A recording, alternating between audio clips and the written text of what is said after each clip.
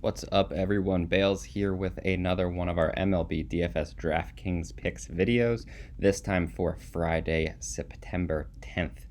Last night we had a smaller 5-game slate. I believe it was 4 games on FanDuel, so a little bit different.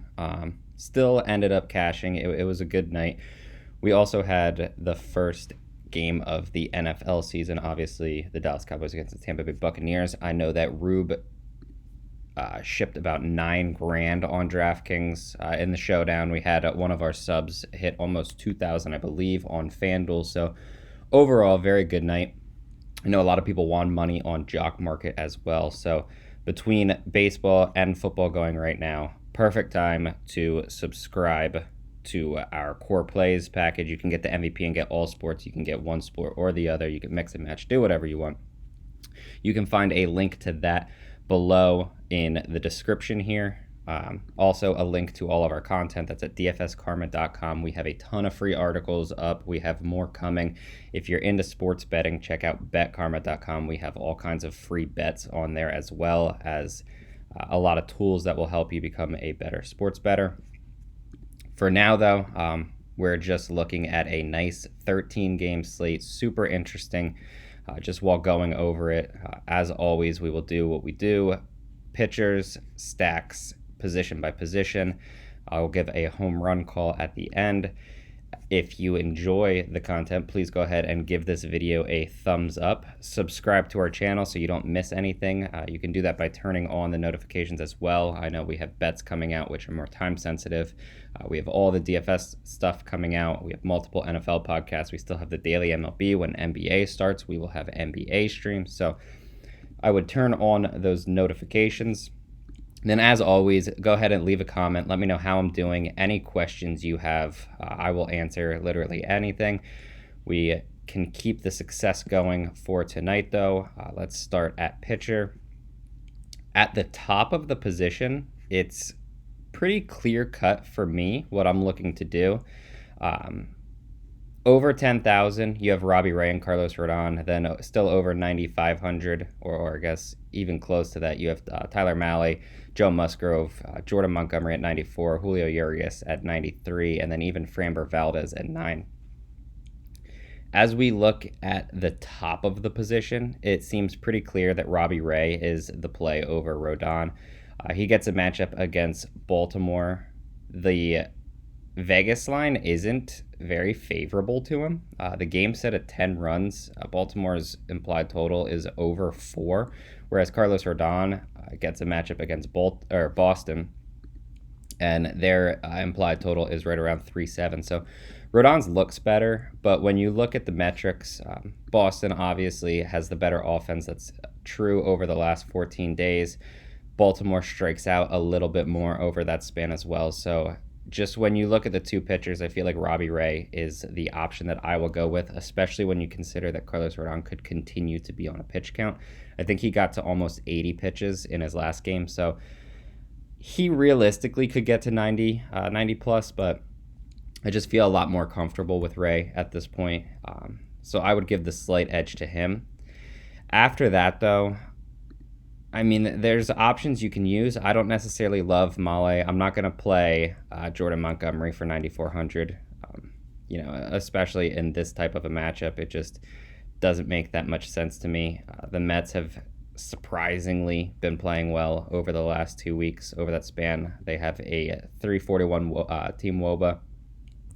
Strikeout rate is at 24%, which, I'm completely fine attacking, but if you're looking at that, you just play Joe Musgrove for 200 more. Musgrove's kind of, I don't want to say hidden, but people aren't really using him that much. He gets a matchup against the Dodgers, which are going to shift people off of him too. But over the last 2 weeks, the Dodgers team WOBA 285, their strikeout rate also 24%. And I just think that Joe Musgrove is a better pitcher than Jordan Montgomery. With all of that being said, I think the top option, at least for me, in this price range is at 9,100 is Framber Valdez. That's not really a FanDuel play. He's 10-5 on FanDuel. That's too expensive. I I would much rather just get up to Robbie Ray or probably even play Carlos Rodon, who's only 300 more. But on DraftKings at 9,100, you have Framber Valdez. Obviously, he gets the plus matchup against the Los Angeles Angels. Over the last 14 days, I mean, their numbers are just pathetic. 272 team WOBA, 26.6% strikeout rate. It's the highest on the entire slate. So that's probably where I'm looking at above 9,000. The mid tier isn't necessarily bad. You have guys that have extremely good stats like Tanner Houck. He has a 3.22 xFIP. His strikeout rate is at 30%. Like, there's a lot to like about him. But at the same time, he gets a matchup against the Chicago White Sox, who just literally aren't striking out. They have one of the highest team WOBAs over the last 14 days. The same can be said for Shohei Ohtani, who has thrown extremely well this season, but obviously gets the matchup against the Houston Astros, who again just don't strike out. So for me, it's kind of tough to spend that type of money. I feel like there's more safety in someone like Framber Valdez, even if he does somewhat lack the strikeout upside. You can even use someone like Julio Urias. Or I would say the next best thing to do is drop down. There's multiple salary relief options that I do like on this slate. The first one has to be Ian Anderson. 3.99 xFIP. Not going to blow you out of the water with that or anything, but he's 6,600. And he gets a matchup against the Miami Marlins. 268 team WOBA over the last 14. Slightly over a 25% strikeout rate over that span. So I think that Ian Anderson is probably the SP2, like your number one choice for SP2. You're obviously not going to use him with his price tag and everything as your SP1, but at 6,600, he's going to unlock quite a bit if you don't spend up for two starting pitchers tonight. And then the other guy that sticks out to me would have to be Herman Marquez at 6,800. I don't really like the matchup against Philly. They aren't striking out. They are playing well as an offense, but at the same time, Marquez is 6,800 with a 3.53 xFIP on the season. He's just a legitimately good pitcher. He's not throwing in cores. And no, I don't necessarily like the matchup. But at the same time, it kind of is what it is. And you're going to take the low price tag for it and move on. Outside of that, other slightly interesting options. Paul Blackburn at 6,000. I don't necessarily like him very much as a pitcher, but the Vegas line's nice and he's super cheap. If you want to take a shot on someone like Trevor Rogers, there's at least upside there. Chris Archer, I believe, from my understanding, is Michael Wacha is the opener with Chris Archer following. He's at least flashed a little bit this season. He threw almost 80 pitches in his last game. He's only 8,000, so I do think that's relatively okay. And then Taijuan Walker has been throwing pretty poorly, but at the same time, he gets somewhat of a boom or bust matchup against the Yankees. So I don't really think that he's out of the question for his price tag as well. Assuming he's starting, it looks like they might start Tyler Miguel, who only $100 more. If he's starting, I also think that he's a boom or bust option. Not my favorite, but it kind of is what it is on this slate. I think pretty clearly for me, Robbie Ray, if you're spending all the way at the top. Framber Valdez, I do like for safety at 9,100. And then Anderson and Marquez for the cheaper options with other guys kind of sprinkled in. We can move to stacks, but quickly I do want to shout out Jock Market, our partner. It's essentially fantasy sports meets the stock market. We had a decent amount of success on NFL last night. We're giving away all of our Jock Market advice for free in our Discord at chatdfs.com. So go ahead, get in that, create a Jock Market account, sign up, use the promo code KARMA when you deposit. You'll get a 100% deposit bonus up to $50, and you can feel free to play with that. Moving to stacks, I think the obvious, and I mean very obvious, number one is going to be the Toronto Blue Jays. They get a matchup against Chris Ellis. Implied total is about a full run higher than anyone else on the slate. So I do think that makes the most sense and pretty easily. Other stacks that I like specifically more for tournaments, you have either side of the Minnesota-Kansas City game. Tampa Bay, I am 100% fine with. You have Oakland against Glenado. I'm completely fine with that as well. Even Milwaukee against Eli Morgan, who's starting. Then you can drop down to some of these teams that have lower implied totals, and I still feel like are very solid options. The one that sticks out to me would be the Cincinnati Reds against John Lester and the St. Louis Cardinals. You also have a few other options like the Seattle Mariners against Madison Bumgarner. I don't have any problems really if you want to take a shot there. Even Colorado against kind of a who's who of pitchers for Philadelphia. I believe that Bailey Falter is expected to start. I'm not sure who comes in after him. But Colorado playing in a relatively hitter-friendly stadium, I do think is somewhat sneaky. Not really an offense that I'm going to use if I'm making, only a couple lineups. But if you're maxing out a tournament or something, I do think that Colorado can be in play. Moving to position by position, catcher seems pretty obvious to me. There's two options that stick out well above the rest. Number one, I think if you're spending up, it's just Sal Perez. He gets a great matchup against Griffin Jacks. He's 5,800, been playing extremely well. So if you can spend up, Sal Perez is the option. If you can't, you're going to drop down to 3,500 and Omar Narvaez at, I guess I was going to say at 3,500. I already said that. Against Eli Morgan, anytime he's hitting, fourth, fifth in the lineup against a right-handed pitcher, he's 100% fine. 3,500 is just kind of too cheap for him. And then around the same price, you have like Ryan Jeffers, Danny Jansen, even Travis d'Arnaud, a little bit more expensive. You have Stevenson. Mike Zunino is all the way up to 5,000, but I will play him anytime he gets a matchup against a left-handed pitcher. So a lot of options at catcher, but I feel like it's pretty clear if you can get to Sal Perez, go ahead. If not, Omar Narvaez is the top option. First base feels like you're going to try to get to Vlad Guerrero. He's 5,900. I think this is where spending down on your SP2 is really going to come into play. Guerrero is a great option, obviously, against Ellis. I have no problems whatsoever if you want to use him. A little bit cheaper is Matt Olson at 5,300. Then you just kind of have a few other guys that are, a bit too cheap, like Yandy Diaz if you want to take him against Matt Boyd. Jordan Luplow obviously hits left-handed pitching extremely well. Carlos Santana hitting, I guess he's supposed to drop to fifth. Assuming he's hitting fifth or higher in the lineup at 2,800 against Griffin Jacks is just a great play. You can use a guy like Max Muncy for upside if you want. Miguel Sano is up to 4,900, but still gets a great matchup against Daniel Lynch. So just a lot of really good options. If you want to take like a weird shot, like Hunter Dozier's only 2,300, but that's not exactly where I would go at this position just because there's so many better guys that are high priced, and Dozier, if you're dying to play him, has outfield eligibility. So I would probably hold him for there and then spend up on like Matt Olson or Vlad Guerrero. But a lot of different ways you can go at first base tonight. At second base, I think you're probably looking to start with either Jorge Polanco, who's now up to 5,800 but still gets a really good matchup, or Marcus Semien, who's at 5,600.